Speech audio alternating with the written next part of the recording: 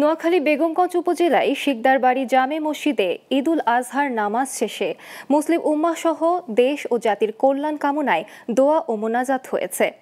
সকাল ৮টায় এই জামাতে অংশ নেন নোয়াখালী ৩ আসনের সংসদ সদস্য আলহাজ মামুনুর রশিদ কিরণ, চৌমুহনী পৌরসভার মেয়র বীর মুক্তিযোদ্ধা আলহাজ খালেদ সাইফুল্লাহ, গ্লোব ফার্মা গ্রুপের পরিচালক শহীদ উদ্দিন আলমগীর, পরিচালক আহমেদ হোসেন, পরিচালক সিরাজুল ইসলাম স্বপন, পরিচালক শামসুল আরেফিন মিশু, পরিচালক ইঞ্জিনিয়ার জিহান আল রশিদ, সহকারী পরিচালক মিনহাজুল আরেফিন নাফিস সহ স্থানীয় মুসল্লিরা।